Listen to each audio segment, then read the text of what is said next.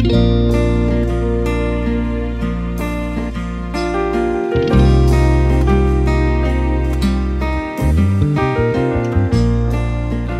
በልብ ያስቀመጠውን ይሄንን ቃል ነው ማካፍላችሁ።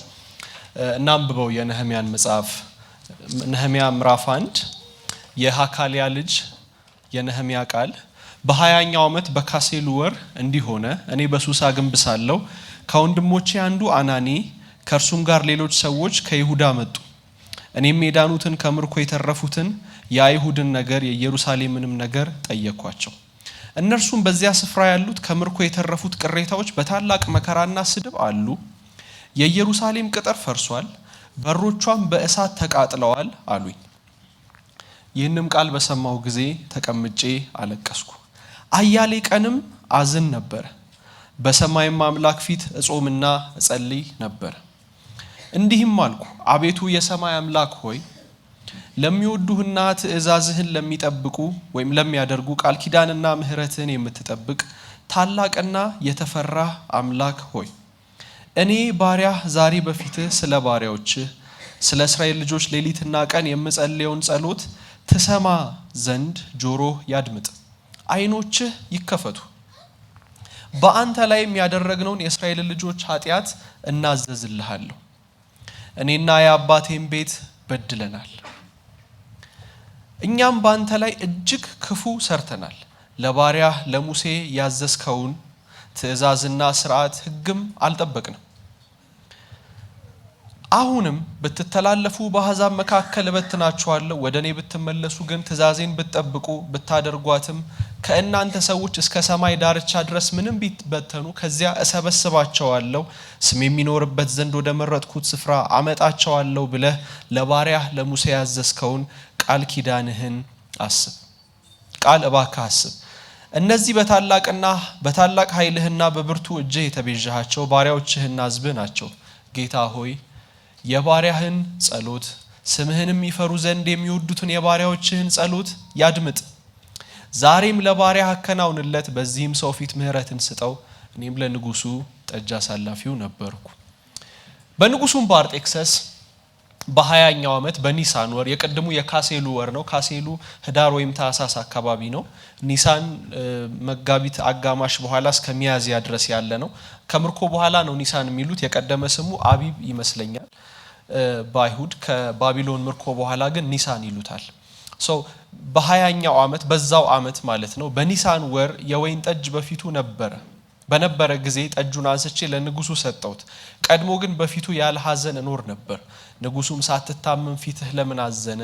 ይህ የልብ ሐዘን ነው እንጂ ሌላ ነገር አይደለም አለኝ። እጅግም ብዙ አድርጌ ፈራሁ። ንጉሱንም ንጉሱ 1000 ዓመት ይንገስ፣ የአባቶቼ መቃብር ያለባት ከተማ ተፈታለችና በሮቿም በእሳት ተቃጥለዋልና ፊቴ ስለምን አይዘን አልኩት። ንጉሱም ምን ትለምነኛለህ አለኝ።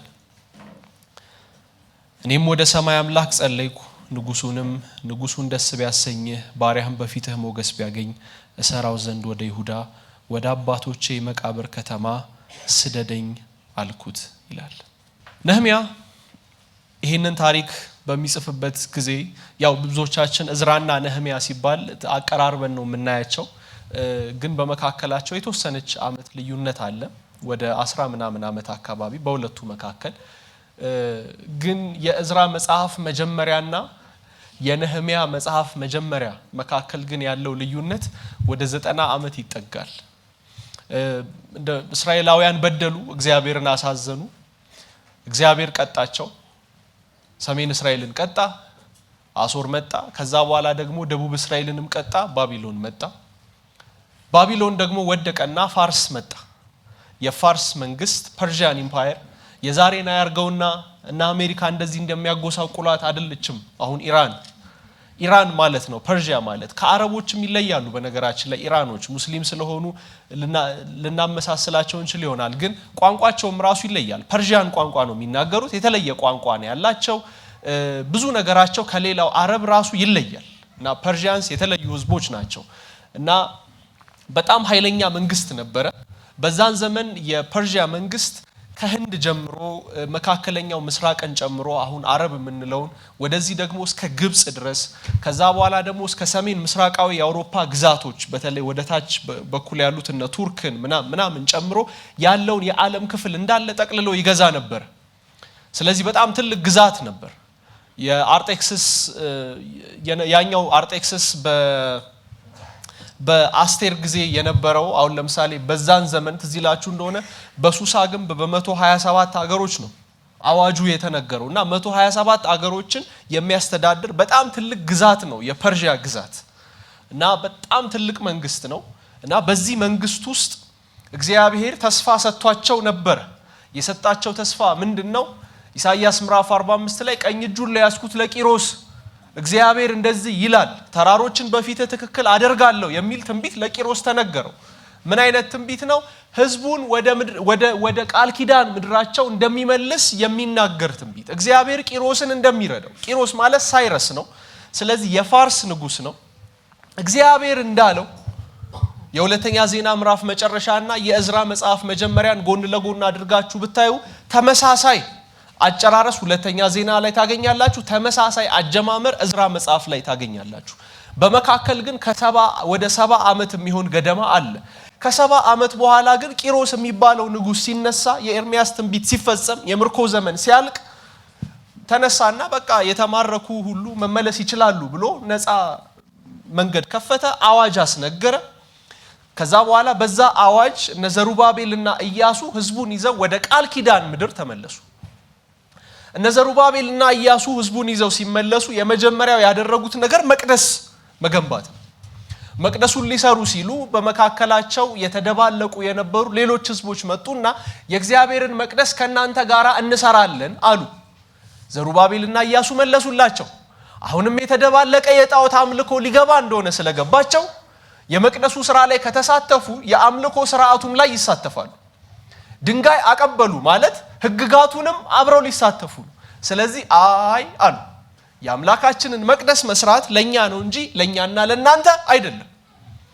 እግዚአብሔር ጠብቆ ያቆየን በባቢሎን ምድር ከሌላ ህዝብ ጋር እንዳንደባለቅ አድርጎ። በነገራችን ላይ ለምሳሌ አሶራውያን ሲገዟቸው ህዝብን ይደባልቁ ነበር። ባቢሎን ግን እንደዛ አላደረገም። የገዛውን ህዝብ ነው ወስዶ ቁጭ ያደረገው። በተለይ ደግሞ እግዚአብሔር በአሶራውያን ለምንድን ነው ሰሜኑን ያላስገዛው? አሶራውያን ስለሚደበላልቁ የዳዊት ቤት የይሁዳ ነገድ ሊደበላለቅ ነው። ያ ህዝብ ደግሞ በፍጹም መደበላለቅ የለበትም። ምክንያቱም የቃል ኪዳኑ ተስፋ ኢየሱስ ክርስቶስ የሚመጣበት ህዝብ ስለነበረ ወሰደና በባቢሎን ሰብሰብ አድርጎ አስቀመጣቸው። ሲመልሳቸውም አንድ ላይ መለሳቸው። ስለዚህ አንደበላለቅም ማለት ተነሱባቸው፣ ጠላት ሆኑባቸው። የመቅደሱ ስራ ተስተጓጎለ። ለንጉሱ ደብዳቤ ጻፉ። ደብዳቤውን ይዘት ብታነቡት በጣም ነው የሚያስቀው። እኛ የንጉሱን ጨው እንበላለንና ንጉሱን እንደዚህ ሲያታልሉት ልንመለከት አይገባም። እቺ ከተማ ከቀደመ ዘመን ጀምሮ በአባቶች መጽሐፍ የታሪክ ምርመራ ይደረግ፣ ከተማዋ አመፀኛ እንደሆነች ነገስታቶቿም አመፀኛ እንደሆኑ ይልና ሽፍትነትን በሷ እንደተጀመረ ታውቃለህ ይሏል። ምን ማለት ነው? ከግብጽ ንጉስ መጀመሪያ ያወጡት እነሱ አይደሉ? ሽፍትነትም እኮ በሷ ነው የተጀመረው። ነገስታቶቿም አመፀኞች ናቸው። ምክንያቱም እግዚአብሔር አብሯቸው ሲሆን ሁሉም ድል ይነሳሉ። ከዛ በኋላ ነገሩት። አሁንም እቺ ከተማ የተሰራች እንደሆነ መቅደሱ የቆመ እንደሆነ ከወንዝ ማዶ ንጉሱ ግብር የሚገብር ድርሻ እንደሌለው ይወቅ አሉት። ምክንያቱም በቃ አምላካቸው አብሯቸው ነው ያለው፣ አትችላቸውም። በኋላ አሁኑኑ መቅደሱን አስቁም። መቅደሱ ቆመ። በኋላ ሁሉም ሰው የመቅደሱን ስራ አቆሞ ቁጭ አለ። ወደ 15-16 ዓመት ያክል ተስተጓጎለ። በኋላ እግዚአብሔር ነቢያቱን ሐጌንና የአዶ ልጅ ዘካርያስን ላከላቸው። ሐጌ ተነሳና መጣ። የእግዚአብሔር መቅደስ ፈርሶ እናንተ በአማሩ ቤቶች ልትቀመጡ ጊዜው ነው ወይ? በላችሁ፣ አልጠገባችሁ፣ አገኛችሁ፣ በቀዳዳ ኪስ ነው የሚፈሰው። ስለዚህ ተነሱ፣ የእግዚአብሔርን መቅደስ ስሩ። የእግዚአብሔር የቀደመው ክብር አይመለስም ትላላችሁ። በቀድሞ ክብሩ ሳለ ይህንን ቤት ያየ ማን ነው? አሁንም ደግሜ ሰማይና ምድርን አናውጣለሁ፣ ከዛ በኋላስ ይህንንም ቤት በክብር ሞላዋለሁ፣ ከፊተኛው ቤት ክብር ይልቅ የኋለኛው ቤት ክብር ይበልጣል ብሎ እግዚአብሔር በሐጌ ትንቢት ተናገረ። ለነ ዘካርያስም ተናገረ፣ ለነ ዘሩባቤልም ተናገረ። በዘካርያስ በኩል ስለ ኢያሱ ተናገረ። እንደገና ስለ ዘሩባቤል ነገር የዘሩባቤል ልጆች ጀምረውታል፣ የዘሩባቤል ልጆች ይጨርሱታል። በመንፈሴ እንጂ በኃይልና በብርታት አይደለም። ስለዚህ ተነስ ስራ ነው። ከዛ በኋላ ህዝቡ ተነሱና መስራት ጀመሩ። እግዚአብሔር ቀድሞ በነበረው የፋርስ ንጉስ የወጣውን አዋጅ በሌላ ንጉስ መልሶ ገለበጠው። ከዛ በኋላ የመቅደሱ ስራ ተጠናቀቀ። ይሄ ከሆነ ከ80 ነው ይሄ ከሆነ ከ60 ምናምን ዓመት በኋላ ወይም ከ50 ዓመት በኋላ ነህምያ በባቢሎን ተቀምጦ ወሬ ጠየቀ። ነህምያ ወደ ባቢሎን ሲማረክ ህዝቡ ወደ ባቢሎን ሲማረክ ነህምያ አልተወለደም፣ የለም። ይሄ ታሪክ ነህምያ ምዕራፍ 1 ላይ የምናነበው ታሪክ ከምርኮ በኋላ ከ140 ዓመት ገደማ በኋላ የሆነ ታሪክ ነው። ምናልባት ነህምያ 140 ዓመቱ ካልሆነ በስተቀር አልተወለደም። ስለዚህ ጠየቀ። ነህምያ ሲመጡ ወንድሞቹን ጠየቃቸው። እኔ እምላችሁ አናኒ የዳኑትና ከምርኮ የተረፉት አይሁድ ነገር እንዴት ነው? መጀመሪያ እዚህ ጋር ነህምያ ራንደም ፐርሰን መሆኑን እንድታስቡልኝ እፈልጋለሁ። ዝም ብሎ በቃ መደዴ ከተርታው ህዝብ መካከል የሚቆጠር ከምን አንፃር? ከአይሁድ ኪዳን አንፃር። በእርግጥ ፋርስ ከሄዳችሁ በፋርስ መንግስት ሁለተኛው ሰው ነው፣ ጠጅ አሳላፊ ነው፣ ካውንስለር ነው። ያ ማለት በቃ ሁለተኛው ሃይ ራንኪንግ ኦፊሻል ከፋርስ ንጉስ ከአርጤክሰስ ቀጥሎ ያለው ሁለተኛው ትልቁ ሰው ነህምያ ነው። የፋርስ ንጉስ አርጤክሰስ የሚበላውና የሚመገበውን የሚጠጣውን ነገር እንዳለ የሚሰጠው ነህምያ ነው። ከዛ በኋላ አንድ ነገር ማስፈጸም ከፈለጋችሁ ለነህምያ ነው የምትነግሩት። ሁሉን ነገር የሚያውቀው ነህምያ ነው። በተለያዩ የሊደርሺፕ መጽሐፎች ላይ በተለያዩ እንትኖች ላይ የነህምያን የማደራጀትና የመምራት አቅም የተጻፈውን ካነበባችሁ በጣም የተማረና ጠቢብ እንደሆነ ያስታውቃል። ነህምያ ዝም ብሎ ከመሬት የተነሳ መደዴ ሰው አይደለም። በእርግጥ ግን ከእግዚአብሔር ኪዳን አንፃር በቤተ መቅደስ አገልግሎት በአይሁዳውያን መካከል አገልጋይ ለመሆን ከሶስቱ አንዱን መሆን አለባችሁ። ወይ የነገስታት ቅባት ያስፈልጋችኋል፣ ወይ የካህናት ቅባት ያስፈልጋችኋል፣ ወይ ነብይ መሆን አለባችሁ። ነህምያ ግን ሶስቱንም አይደለም። ንጉስም አይደለም፣ ካህንም አይደለም፣ ነብይም አይደለም። ከእስራኤል ሽማግሌዎች መካከል ከመሪዎቹ መካከልም አይደለም፣ ከነገድ አለቆች መካከል አይደለም። ነህምያ ምንድነው? ምርኮኛ። የትም ይኖር በባቢሎን የሚኖረው ምርኮኛ በጣም በታላቅ ምቾት ነው። ግን የሚኖረው ደግሞ ዝም ብሎ ሰው መሆኑ ብቻ ሳይሆን ነህምያን ስለ እግዚአብሔር ሕዝብ እንዳይጨነቅ ሊያደርገው የሚችለው በባቢሎን ውስጥ ያለው ምቾት፣ በባቢሎን ውስጥ በፋርስ ውስጥ ያለው ምቾት፣ ይቅርታ ባቢሎን አልኩ፣ ፋርስ፣ በፋርስ ውስጥ ያለው ምቾት። በፋርስ ግዛት ውስጥ ሁሉ ነገር አለው ነህምያ። ሁሉ በእጁ ነው፣ ሁሉ በደጁ ነው። አንድ ጊዜ በቴሌቪዥን አንድ ፕሮግራም ያየው ይመስለኛል። አንድ ሼፍ የባራክ ኦባማ ይሁን አይ ዶንት ኖ ስቴት ኦፍ ዘ ዩኒየን ይሁን አይነት የራት ፕሮግራም ላይ ምግብ ሰራ ተብሎ ስለሱ ዘገባ ተሰራ ወይ ቃለ መጠይቅ ያርጉለት ምናምን እና ግን ኢትዮጵያዊ ነው። ከዛ ለምንድነው ትልቅ ጉዳይ የሆነው? ኢትዮጵያዊ ስደተኛ በአሜሪካን ሀገር በነጩ ቤተ መንግስት ሄዶ ሽንኩርት ላጠ ነው። እንዴት ክብር ነው! ምን የኦባማን ሽንኩርት ላጠ። አሁን ይሄንን ሰው ስለተለያዩ ነገሮች ስለ ኢትዮጵያ ብትጠይቁት አላቅም ሊያስብ ይችላል። ብዙ ግን ቀላል ግን አይደለም። ምክንያቱም በታላቅ ምቾት ውስጥ ነው ያለው። ስደተኞች በዛ ምድር ሄደው ትልቅ ደረጃ ላይ ሲደርሱ ሁላችንም እናጨበጭባለን፣ እልል እንላለን። ይሄ ደግሞ ስነ ልቦናችን ለተለያዩ ደግሞ ሐሰተኛ እስካሞች ደግሞ አጋልጦናል። እንደምታውቁት በዜና በተለያየ ጊዜ ተሰምቷል። የተለያዩ ዶክተር ኢንጂነሮች ናሳ ነኝ እንትን ነኝ የሚሉ ግን ምንም ነገር የሌለ። ለምን? አሜሪካን ሀገር የተሳካለት ሰው እዚህ ሀገር በጣም ስለሚከበር። ነህምያ ዓለምን ሁሉ በምትገዛው በፋርስ ግዛት ውስጥ የተሳካለት ሰው፣ የንጉሱ ሁለተኛ ሰው ነው። ትውልዱ ፐርሺያዊ አይደለም፣ የፋርስ ትውልድ አይደለም ያለው፣ አይሁዳዊ ነው። ስደተኛ እንዴት ነው የንጉሱ ሁለተኛ ሰው መሆን የቻለው? ከእግዚአብሔር ጥበብና ሞገስ ውጪ ከዛስ ግን ደግሞ ኮንሰርንድ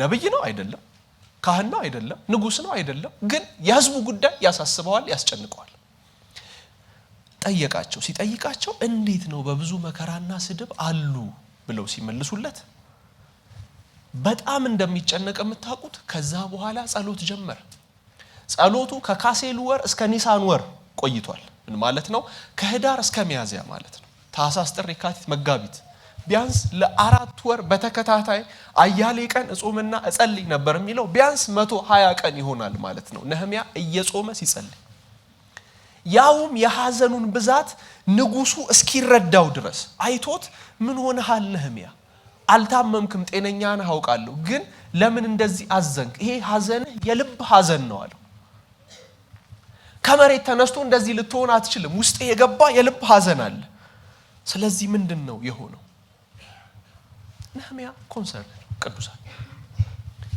ዛሬ ለእናንተ ጥያቄ ይሄ ነው ሐዋርያ ላትሆኑ ትችላላችሁ ነብይ ላትሆኑ ትችላላችሁ መጋቢ አስተማሪ ላትሆኑ ትችላላችሁ የእግዚአብሔር ቤት ጉዳይ ግን ያስጨንቃችኋል ወይ ስለ እግዚአብሔር ቤት ለመጨነቅና ለማሰብ ስለ ኪዳኑ ጉዳይ ለማሰብ የግድ ነብይና ካህን መሆን አልነበረበትም ነህምያ ለኛም እንደዚሁ ሲምፕሊ a random person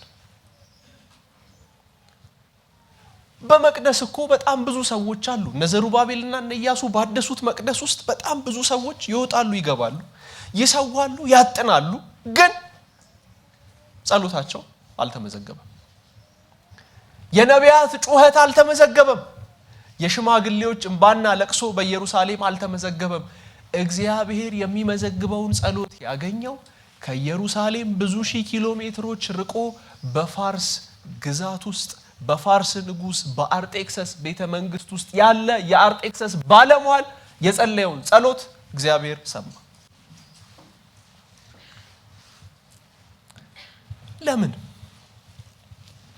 እንደዚህ አይነት ፓተርን የነህምያ አይነት ፓተርን በመጽሐፍ ቅዱሳችን ውስጥ የተለያዩ ቦታዎች ላይ አሉ አንድ ሁለት ከብሉይ ኪዳን አንድ ከአዲስ ኪዳን አነሳላችኋለሁ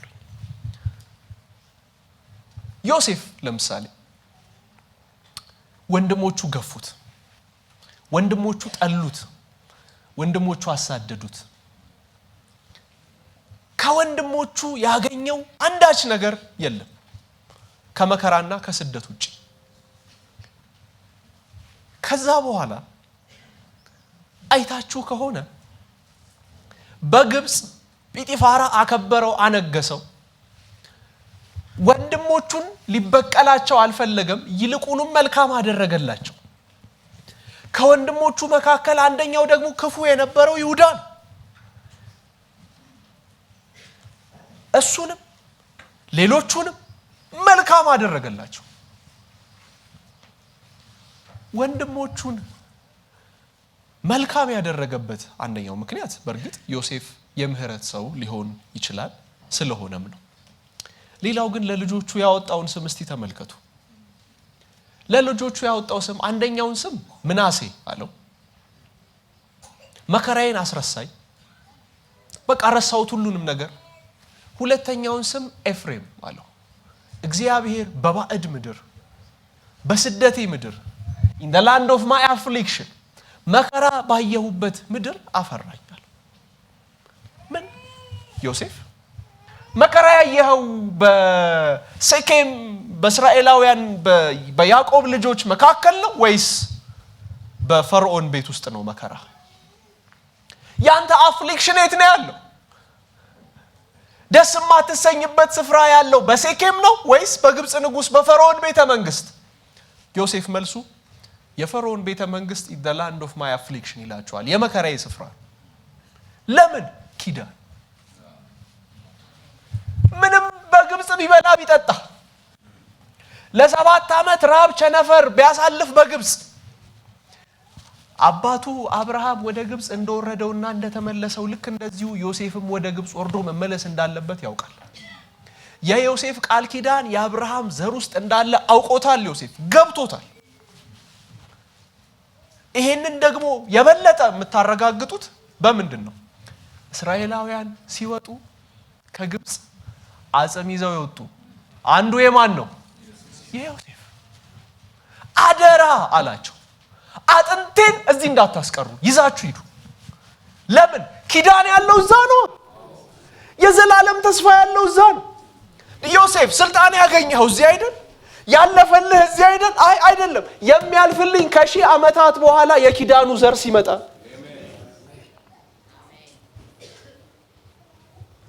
በላህ አይደል እንዴ? ጠጣህ አይደል እንዴ? ኖ መብላትና መጠጣት አይደለም ዋናው ጉዳይ። ለአባቴ ለአብርሃም የተነገረው የቃል ኪዳን ተስፋ መፈጸሙ ነው።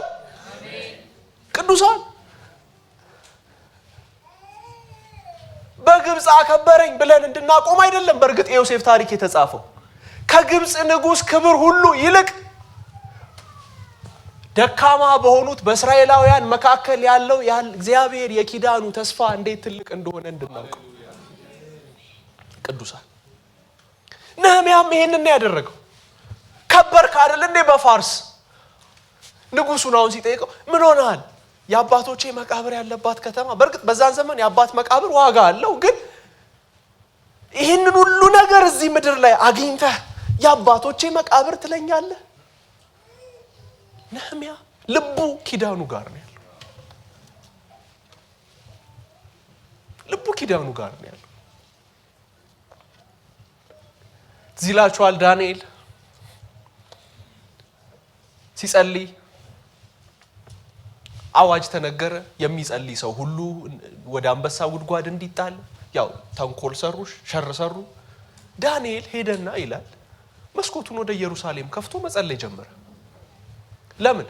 ሰለሞን መቅደሱን ሲሰራ የተጸለየ ጸሎት አለ። ወደ ምርኮ ቢሄዱ ፊታቸውንም ወደዚህ መቅደስ አዙሮ ቢጸልዩ ከሰማይ ጸሎታቸውን ስማ፣ ምህረት አድርግላቸው፣ ወደ ቃል ኪዳን ምድር መልሳቸው። ኪዳን ነው። ዳንኤል ወደ አንበሳ ጉድጓድ ይጣላል። አንድ ሁለተኛ፣ የንጉሱ በጣም ትልቅ ባለስልጣን ነው። ያንን ያጣል፣ ህይወቱን ያጣል። ምናልባትም ደግሞ በዛን ምድር ልጆች ምናምን ኖረውት ከሆነ ቤተሰብ ምናምን ሁሉን ነገር ያጣል። ግን ይጸልያል። የዳንኤል ናፍቆት የጸሎት ናፍቆት ብቻ አይደለም፣ የኪዳንም ናፍቆት ነው። መመለስ ይፈልጋል ወደ ኢየሩሳሌም። ባቢሎን እኮ ይሄም ፋርስ ነው። ንጉስ ዳሪዮስ እኮ ሊሰጠው የሚችለውን ነገር ሁሉ ሰጥቶታል። ግን በኪዳን የሚገኘውን ነገር አልሰጠው። ቅዱሳን ይሄ ምድር የፈለገ በሉት አገላብጡት ሊሰጣችሁ የሚችለው ነገር ቢለካ ከዚች ጠብታ አያልፍም። ቢለካ ከዚህ ያልፍ። ደምሩት ሀብቱንም ምኑንም በክርስቶስ ኢየሱስ ካለው ከዘላለም ኪዳን ጋር አይወዳደር። ተስፋችን እኛ የት ነው ያለው? ወንድሜ ምናልባት እኮ በምትሰራበት ቦታ በጣም ከትልልቅ ባለስልጣናቶች ጋር ምናምን ተሰበሰብ እኮ ይሆናል። በጣም ትልልቅ ጉዳዮችን እኮ ተወስን ይሆናል እና በጣም በታላቅ ክብር ተወጣ ትገባ ይሆናል። የኪዳን ተስፋ ግን ያለው እዚህ ቤት ተንበርክኮ ከሚያለቅሰው በክርስቶስ ከዳነ ህዝብ ጋር ነው። የት ነው ተስፋችን ያለው? እዚህ በቅዱሳን መካከል አብረን የእግዚአብሔርን መንግስት ወራሾች ነን። አብረውኝ ብዙ ቢዝነስ የሚሰሩ ሊኖሩ ይችላሉ። አብረውኝ ብዙ ስራ የሚሰሩ ሊኖሩ ይችላሉ። በክርስቶስ ካልሆኑ ግን አብረን ወራሾች አይደለንም። እኛ ግን በዚህ ያለነው የተሰበሰብነው ሁላችን አብረን ከክርስቶስ ጋር የእግዚአብሔርን መንግስት ወራሾች ነን። ተስፋችሁ የት ነው ያለው? ልባችን የት ነው ያለው? ጳውሎስ ሐዋርያት ሥራ ምዕራፍ 26 ላይ እንደምታውቁት መጀመሪያ በኤፌሶን ሊለያቸው ሲል አራተው ግድ የለህም ይቅርብህ ሞት አለ አለው አጋቦስ። አጋቦስ ደግሞ ትንቢቱ የተፈጸመለት ሰው ነው። ትንቢቱ የተፈጸመለት አጋቦስ ሞት አለ ያለው ጳውሎስ ነገራቸው። እንግዲህ አላቸው ምን እንደሚሆንና ምን እንደሚገጥመኝ አላውቅም አለ ሐዋርያት ሥራ ምዕራፍ 20 ላይ። መንፈስ ቅዱስ ግን በየከተማው እስራትና መከራ ይቆይሃል እያለ ይመሰክርልኛል። አሁንም ምን እንደሚሆን አላውቅም፣ መንፈስ ቅዱስ ግን ነግሮኛል። እናንተ የአጋቦስ አዲስ ነገር ይመስላችኋል እንጂ በየጊዜው ነው የሚነግረኝ። አሁን አጋቦስን ስለሰማችሁ ነው እንጂ ደብቆኛ ያቅም መንፈስ ቅዱስ እስራትና መከራ ይቆይሃል ይለኛል።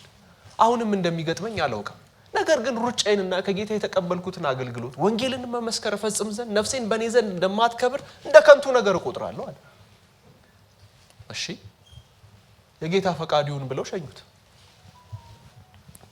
ከዛ በኋላ ተጓዘ። እንደተባለው መከራ፣ ስደት፣ እንግልት ገጠመው። አሳደዱት፣ አስጨነቁት፣ መከራ ተቀበለ በኢየሩሳሌም። ከዛ በኋላ ታሪኩን ብዙ እዛ ውስጥ አልገባም፣ ግን ወደ ወህኒ ገባ። በሰዱቃውያንና በፈሪሳውያን መካከል ክርክር ተነሳ። ገባ እስር ቤት። እስር ቤት ሲገባ ጌታ ኢየሱስ ክርስቶስ መጣና አሁን ምንድነው የምትጠብቁት ነገር? በቃ ልጄ ጳውሎስ አይዞ መከራ ተቀበልክ አይደለ? እኔን ብለህ ጸጉሩን እያሻሸ በቃ አይዞ ይሄ መከራ ያልፋል። ምን ቢለው ጥሩ ነው? ሳውል ጳውሎስ በኢየሩሳሌም እንደመሰከርክልኝ በቄሳር ፊት ትመሰክራለህ። መከራ አይያደል ይጨመራል። ከዛ ጳውሎስስ እሺ ጌታ ይሁን ይጨመራል አልከኝ፣ እሺ ይጨመራ የሚለውን ነገር በአፉ ብቻ አይደለም በተግባር እንዳደረገው ልንገራችሁ። ምን ሆነ? ፊሊክስ አሰረው። ፊሊክስ 2 ዓመት ተኩል ጉቦውን ፈልጎ ንግግሩንም ወዶ አንከራተተው። በኋላ ፊሊክስ ለቀቀ። ፊስጦስ መጣ። ፊስጦስ ሲመጣ በአጋጣሚ አገረ ገዡ አግሪጳ ደግሞ ከሀገር በሚዞርበት ሰዓት ነበረ። ስለዚህ አግሪጳና ፊስጦስ አንድ ላይ ተሰይመው ከሌሎች ጋራ በችሎት ተቀምጠው የጳውሎስን ጉዳይ ለመዳኘትና እልባት ለመስጠት ተቀመጡ። ከዛ በኋላ ጳውሎስ ስለራስ እንድትናገር ተፈቅዶልሃል ተባለ። ነገረው ፊስጦስ፣ ጀምር መናገር ትችላለህ። ከዛ በኋላ መናገር ጀመረ። እኔ እኮ ድሮ የናዝሬቱ ኢየሱስ ክርስቶስን ስም የሚቃወም እጅግ ነገር አደርግ ዘንድ እንዲገባኝ ይመስለኝ ነበረ። ብዙዎቹንም እየቀጣውና በምኩራብ እየገረፍኩኝ የሱን ስም እንዲሰድቡና እንዲሳለቁበት ግድ አልኳቸው እና ብዙዎቹን አስጨነቅኩኝ። ስለዚህም ደግሞ ከካህናት አለቆች ስልጣን ተቀብዬ በደማስቆ መንገድ ላይ ሳለሁኝ ከፀሐይ ይልቅ የሚበልጥ ብርሃን በዙሪያዬ በራ። ከኔም ጋር ያሉ ሁሉ ደነገጡ። ከዛ በኋላ አንድ ድምጽ በዕብራይስጥ ቋንቋ ሳውል ሳውል ስለምን ታሳድደኛለህ? የሞጊያውን ብረት ብትቃወሙ ባንተ ይብስብሃል ሲለኝ ሰማሁ። ጌታ ሆይ ማነህ አልኩት። የምታሳድደኝ የናዝሬቱ ኢየሱስ ነኝ አለኝ። ከዚህም በኋላ ከጨለማ ወደ ብርሃን ከሰይጣንም ስልጣን እግዚአብሔር ወደ ማምለክ አሕዛብ ወደ እኔ መንግስት እንዲመጡ አይናቸውን ትከፍት ዘንድ አሁን ከምልክህ ከነገስታትና ከአሕዛብ አድንሃለሁ አለኝ። ንጉሥ አግሪጳ ሆይ ከዚህ በኋላ ከሰማይ የታየኝን ራእይ እምቢ አላልኩ። አልነበረህ እንዴ ትልቅ ክብር? ፈሪሳዊ አልነበርክ? ባለስልጣን አልነበርክ? አይ ኪዳን አለ ብዬ ያሰብኩት የአባቶቼ የአብርሃም ኪዳን አለ ብዬ አስብ የነበረው በፊት በሚሄድበት በጽድቅ መንገድ ብዬ በማስበው በፈሪሳዊነት መንገድ ነበረ። የአባታችንን የአብርሃምን ኪዳን እያጠፉ ነው ብዬ ነበረ እየገረፍኳቸውና እየቀጣዋቸው የነበረው። የአባታችን የአብርሃም ኪዳን ግን በደማስቆ መንገድ ላይ በክብርና በግርማ በተገለጠልኝ በናዝሬቱ በኢየሱስ በኩል ከሆነ ሁሉ ይቀራል፣ ለሱ እኖራለሁ። ንጉሥ አግሪጳ ሆይ ነቢያትን ታምናለህ? እንድታምን አውቃለሁ። ሳውል ጳውሎስ በጥቂቱ ክርስቲያን ልታደርገኝ ትወዳለህ? በጥቂት ቢሆን በብዙ በዚህ ያሉ ሁሉ ከዚህ ከስራቴ በቀር እንደኔ እንዲሆኑ እግዚአብሔርን ለምናለሁ። ንግግሩ አለቀ። ከዛ መጨረሻ ላይ በርኒቄ፣ አግሪጳ፣ ፊስጦስ ሌሎችም አብረው ያሉ ተማከሩና አንድ ነገር አሉ ይለናል ታሪክ ጸሐፊው ሉቃስ። ምን አሉ? ይግባኝ ባይል እኮ ይፈታ ዘንድ ይቻለው ነበር። ምን ማለት ነው? ሐሳብ አቀረቡለት። እንኳን ለሞት ለስራትም የሚገባ ወንጀል አላደረክም። ስለዚህ ወደ ቄሳር ያቀረብከውን ይግባኝ ታውና እንፍታ፣ በነፃ ሂድ። ጳውሎስ መልሱ ምንድነው? አይ አትፈቱኝም። ይግባኝህን አቁምና ተፈታ። ይግባኝህን አላቆምም፣ አልፈታም። ለምን ጌታ በሌሊት መጥቶ በሮም በቄሳር ፊት ተመሰክርልኝ ዘንድ ይገባሃል ብሎታል። ያቺን ትእዛዝ ለመፈጸም እኛ ብንሆን ሰንሰለቴን በጠሰው፣ እስራቴ ተፈታ፣ ጠላቶቼ ወደቁ ብለን ነበር የምንወጣው። የምስጋና ፕሮግራም አዘጋጅተን ጳውሎስስ እስራቴ የማይፈታ ሰንሰለቴ የማይበጠስም እንዲሁ እንደታሰርኩኝ እሄዳለሁ። አረ መንገዱ አደጋ አለው፣ ከነፍሰ ገዳይ ወንጀለኞች ጋር ነው በመርከብ አብረህ የምትሄደው፣ ላትደርስ ትችላለህ፣ ትሄዳለህ ካለኝ እሄዳለሁ። ምን አይነት መረዳት ነው ቅዱሳን? የኛ ተስፋ በክርስቶስ ኢየሱስ ካገኘነው ሕይወት ጋር ነው የሚያያዘው። ቅዱሳን are we concerned ታዲያ ለቤተ ክርስቲያን concerned ነን? እንደነ ነህምያ concerned ነን? እንደነ ጳውሎስ concerned ነን ወይስ ለምሳሌ ከትላንት ወዲያውን ዜና ሰምቻለሁ። ዜና ሰማ ዶናልድ ትራምፕ ባለ 15 ነጥብ የሰላም ስምምነት ሐሳብ ለኢራን አቀረቡ። ከዛ በኋላ ኢራን አልቀበልም አለች። ከዛ በኋላ ደግሞ በጣም በርካታ ሰራዊቶቿን ወደ ኢራን አሜሪካ መላክ ጀመረች የሚል ዜና ሰማው። ከዛ እኔ ደግሞ ብዬ በቃ አለቀ ረሳሁት። ላከች እንዴ ሰራዊቷን አሜሪካ የጦር መርከቦቿን F-35 እና F-22 ራፕተር ተሸካሚ መርከቦቿን ቢቱ ቦምበሮቿን ኢትዮጵያን ለመደብደብ ወደ ቀይ ባህር አስጠጋች። ደግሞም ኢላማዋ አዲስ አበባ ኃይሌ ጋርመንት ነው ቢባል ብያቆማለሁ እንዴ? አላቆምም።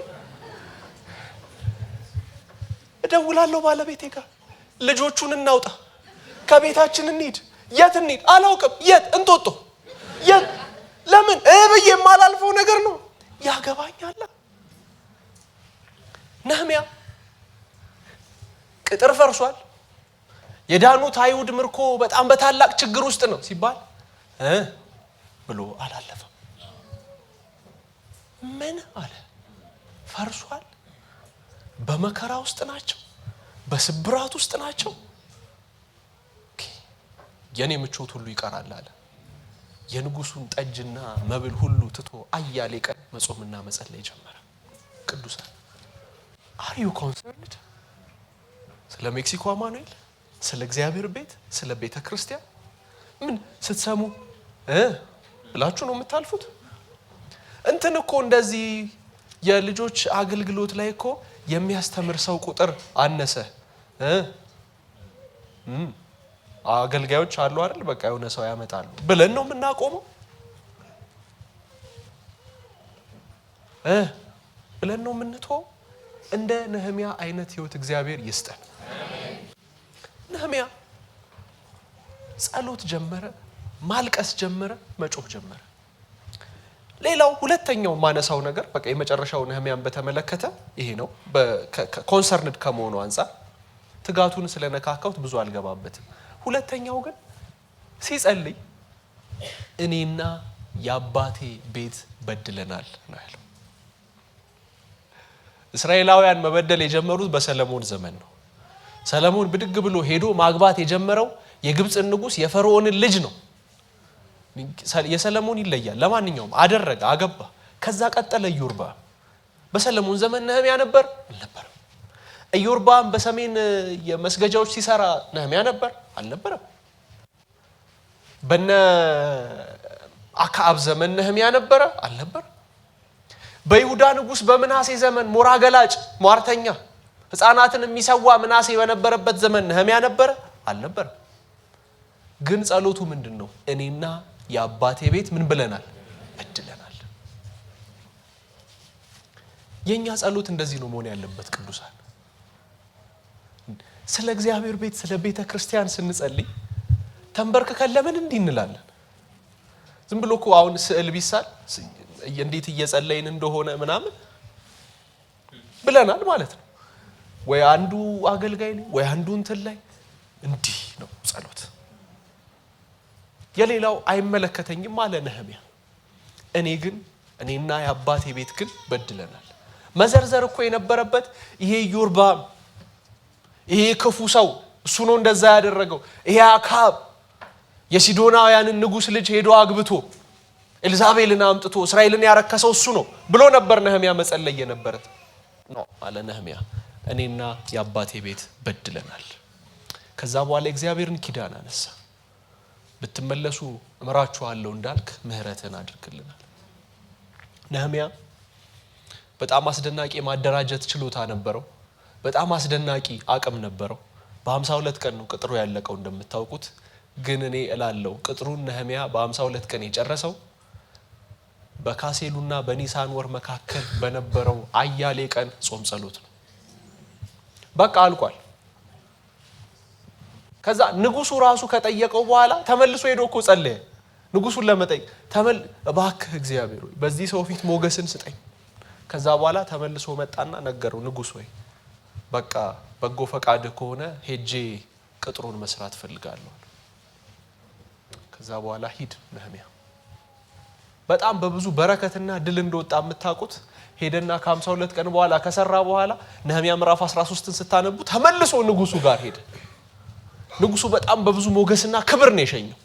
ተመልሶ ንጉሱ ጋር ሄደ። ያው በኋላ ሲመለስ እንደገና ተደባልቆ አገኛቸው። እሱ ሌላ ታሪክ ነው። ግን እግዚአብሔር እንደ ነህምያ ምንም እንኳን ራንደም ሰዎች ብንሆንም ኮንሰርንድና ዲሊጀንት ያድርገን።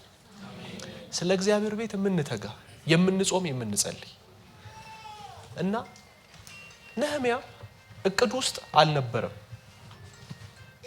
የነህምያን የአንድ ዓመት እቅዱን ብትጠይቁት በዚህ ዓመት እቅዴ ይሄንን ግዛት እንዲያረጋለሁ ይሄንን ግዛት እንዲያረጋለሁ ይሄንን ግዛት እንዲያረጋለሁ ነው የሚላችሁ። መስከረም ላይ ብትጠይቁት ነህምያ እንደዛ ነው የሚላችሁ።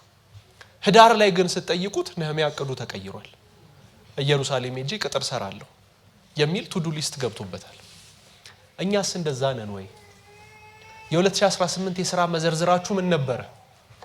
በእግዚአብሔር ቤት ውስጥ የሆነች አይነት ክፍተት ስታዩ እቅዳችሁን ቀይራችሁ ይሆን? ከንትን እኮ ነው የሚጀምረው። እንዴ ቤቴ ለኔ ለቤት ህብረት ያልሆነ ለምን ሊሆን ነው ብላችሁ ጀምራችኋል? እዚህ አካባቢ የቤት ህብረት እንትን የሚባልበት እንዴ አላሰብኩም ነበረ። አመሽ ነበረ ስራ። ግን እንደዚህ ከሆነ ያንን ቀንሼ በቤቴ አምልኮ ይጀምራል። የሥራ ዝርዝራችን በጣም ከትንሿ ነገር ነው መጀመር ያለብን። እቅዳችሁን መቀየር። እኔ የራሴን አንድ ምስክርነት ልንገራችሁ። ይሄ ዓመት ሲጀመር አንዳንድ ትንሽ ከበድ ያሉ ነገሮች አየን ቸርች ውስጥ በወጣቶች በልጆች አገልግሎት በተለይ በታዳጊዎች እና ትንሽ አሳሰበን እና አንዳንድ ልጆች ጠንከር ባለ የመናፍስት ስርዓት ውስጥ ነው ያሉት እና በተለያየ ሁኔታ ተይዘዋል። አሳሰበን። ከዛ በኋላ ከተወሰኑ ወንድሞች እና እህቶች ጋር ተነጋገርንና ለምን 30 ቀን ጾም ጸሎት አንይዝም ማለት ለምን 30 ቀን አንጸልይ? ከዛ በኋላ በየቀኑ ማታ እየተገናኘን መጸለይ ጀመርን። ከዛ እያልን ፕሮግራም ደግሞ አዘጋጀን ለልጆቹ የምንጸልይበት አይነት የምናስተምርበት ፕሮግራም። ከዛ ቀሳልንና ደግሞ በዛ መካከል ምን አሰብን? በቸርች ውስጥ ካሉ በጸሎት ከበረቱ እናቶች ጋራ ደግሞ አንድ 15 የሚሆኑ እናቶችን ጠየቅን። ደወልኩላቸው። እንደዚህ ያስበናል። ደስ አላቸው። ተገናኘን። ከነሱ ጋር ደግሞ በተከታታይ መጸለይ ጀመርን። ከዛ እግዚአብሔር ድል ሰጠን ነው የምላችሁ። አሁን ያ ቸርች እንግዲህ ይሄ ከሆነ መስከረም አልፏል። አዳር ጸሎት አላቸው። ታዳጊዎቹ ይጸልያሉ፣ የጌታን ቃል ይፈልጋሉ፣ ለዝማሬ ሊለማመዱ መተው የተለየ የመንፈስ ቅዱስ እንቅስቃሴ በመካከላቸው ሲፈስ እናያለን። በቃ ሌላ አይነት እንትን ሆኗል። ያኔ የኛ እንትን የነበረው እስከ መቼ ነው የምንታገለው? በየክረምቱ አጋንንት እያስወጣን እንኖራለን ወይ? በመንፈስ ቅዱስ የተሞላና እግዚአብሔርን የሚያከብር ወንጌል የሚሰብክ ጄነሬሽን ለምንድን ነው የማይኖረን? ጌታን የሚወድ ስለዚህ በቃ አሁን እኛ አላማችን ይሄ ሁሉ ቲኔጀር ዝም ብሎ ተንበርክኮ የሚጸልይ እንዲሆን ማድረግ ነው ብለን የጀመርነው። ጌታ ረዳን። የሥራ ዝርዝራችን ውስጥ ነበር ወይ? አልነበረም። በፍጹም የሥራ የለም። በቃ ሐሳቤም ውስጥ የለም። ድንገት ነው እግዚአብሔር ያመጣ። ከዛ በኋላ እግዚአብሔር ድል ሰጠን። አንድ አባት ሲመሰክር ምን አድርጋችኋቸው ነው አለ። መጥቶ እኮ ነገረን። ከጠዋት 2 ሰዓት እስከ 6 ሰዓት እንጸልያለን። ጸሎቱ አይቆምም፣ እኛም አይደክመንም። በጣም ነው ደስ የሚለው አለኝ። መጥቶ እና ለእናቱ ነገራት። እናቱ ለኔ ነገረችኝ። ይሄንን ትውልድ እንደዚህ መጸለይማ ከቻለ በጣም እድለኞች ናቸዋል። እንዴት ነው የሆነው? እኛ ኮንሰርንድ ሆነን ያገባናል አለን። የግድ ፓስተር መሆን አለብኝ እንዴ ያገባኛል ለማለት? የግድ ወንጌላዊ መሆን አለብኝ? የለብኝም። የአባቴ ቤት ነው፣ የክርስቶስ መንግስት ነው። ስለዚህ ኢንቮልቭ ማድረግ አለብኝ። ከዛስ ቤተክርስቲያን በጀት አልነበራትም። 1-2 ጓደኞቻችን ጋር ደወልን። እንዲህ ያለ ይሄን ያክል ገንዘብ ያስፈልገናል። ከዛ በኋላ ገንዘቡን አገኘን። ከዛ ለቸርች ደብዳቤ ያስገባል። ይሄን ያክል ገንዘብ ያስፈልገናል፣ ይሄን ያክል አግኝተናል። ያገኘነውን ገንዘብ የቸርች አካውንት ላይ እናስገባለን። መልሳችሁ ታመጣላችሁ፣ ህንጻ አትሰሩበትም። ስምምነታችን ከነሱ ጋር። ከዛ በኋላ መልሰው ሰጡ። ብቻ እናንተ አስቡ እንጂ የእግዚአብሔርን መንግስት ስራ ለመስራት ነቃ በሉ እንጂ ተነሱ እንጂ ጌታ ብዙ ነገር ያደርጋል። ግን ፎከስድ እንሁን። እናስብ። እንዴት ነው ብለን እንጠይቅ። እሁድ ቸርች መጥቶ ከመሄድ ያለፈ ይሁን ኢንቮልቭመንታችን። ምክንያቱም ተስፋችንና ኪዳናችን እኮ እዚህ ነው። ስራ ቦታውን ዝም ብላችሁ ገብታችሁ ትወጣላችሁ። በሳምንት አንድ ቀን ገባ እስቲ ደረስ ብዬ ልውጣ ይባላል እንዴ? ስራ ቦታ ወሩ መጨረሻ ላይ ደሞዙም ደረስ ብሎ ይሄዳል። ደረስ ብዬ ልውጣ ይሆናል እንዴ? አይሆንም ወንድሜ። ደሞዙም ደረስ ብሎ ይወጣል። ስለዚህ ምንድነው የምታረገው? ወጥረህ ትሰራለህ፣ ሰዓትህን አክብረህ። ይሄ ነገር ለምን አልተሰራም ትላለህ፣ ትጣላለህ፣ ትጨቃጨቃለህ። እኮ እንዲህ መሆን የለበትም፣ ለምንድን ነው እንደዚህ የሚሆነው ምናምን ትላለህ። ስራ እንዳይበላሽ፣ ደሞዝ እንዳይቀነስ፣ ወይ እድገቱ እንዲኖር፣ ወይ ደግሞ ካምፓኒው ፍሬያማ እንዲሆን። በእግዚአብሔር መንግስት ውስጥ ለምን እንደዛ አንሆንም? ለምን መተና እንጨቃጨቅም? ለምን አገልግሎት እንደዚህ ለምን እንደዚህ አናረግም? ለምን እንደዚህ አናረግም? ለምን ኢንቮልቭ አናረግም? ቤት ህብረት ውስጥ ለምን ኢንቮልቭ አናረግም? ኳየር ውስጥ ለምን ኢንቮልቭ አናረግም? ምን ሌላ ተስፋ አለን ቅዱሳን? ምን ሌላ? ዮሴፍ እንኳን እኮ እንደዛ በከበረበት ምድር ይሄ የመከራይ ምድር ነው አለ። የግብጽ ጠቅላይ ሚኒስትር ሆነ፣ ሁለተኛ ሰው ሆነ፣ ሁሉ በእጁ ሁሉ በደጁ፣ ጠላቶቹ በእጁ፣ ወንድሞቹ በእጁ። እግዚአብሔር ልጆች ሰጠው፣ አፈራው፣ አከበረው። ግን ያፈራኝ አለ በመከራይ ምድር ነው። እኔ እንዲያፈራኝ የምፈልገው በተስፋ ምድር ነው፣ በቃል ኪዳኗ ምድር ነው። ግን አፍርተኛል። ግን የት? በመከራይ ምድር። የፈለገ ቢያፈራችሁ ኤፍሬም ነው ቅዱሳን። በመከራ ምድር ያለ ፍሬ ነው ይሄ። የኛ የተስፋ ምድራችን ያለው በኢየሩሳሌም ቅድስቲት ከተማ። ከጎናችሁ ካለው ሰው ጋር ነው የምትሄዱት። አሜን አሜን። ስለዚህ ትልቁ ተስፋ በኢየሩሳሌም። ዕብራውያን መጽሐፍ ስለቀደሙት አባቶች ሲናገር እኮ ወደ መጡበት ሀገር ሊመለሱ አስበው ቢሆን ኖሮ ጊዜ በሆነላቸው ነበር ይላል። በቃ አስበው ቢሆን ኖሮ ጊዜ በሆነላቸው ነበር። ይልቁንም ግን እነሱ ሰማያዊዋን ታላቋን ከተማ ይጠባበቃሉ። ስለዚህ እግዚአብሔር በእነሱ አምላካቸው ተብሎ ሊጠራ አላፈርም ይላል። ለምን? ጊዜ ነበራቸው፣ እድል ነበራቸው የመመለስ። ግን አይሆንም አሉ። ለምን? ትልቅ ከተማ በዛ አለ። ስለዚህ እኛም የደረስነው ወደ ትልቅ ከተማ ነው። ተስፋችንም እሱ ነው። ወደ አላፋት ማህበር፣ ከአቤል ደም ይልቅ የሚሻለውን ወደሚናገር ወደ ክርስቶስ ኢየሱስ ወደ መርጨት ደም ደርሰናል። ወደ ቅድስቲቱ ከተማ ወደ ኢየሩሳሌም በደስታ ወደ ተሰበሰቡት አላፋት ወደ ጻድቃን መንፈሶች ነው የመጣነው። ስለዚህ በዚህ ከተማ ነው ትልቁ ተስፋችን። ራንደም ኮንሰርንድ ዲሊጀንት ቃል ኪዳኑን እያሰብን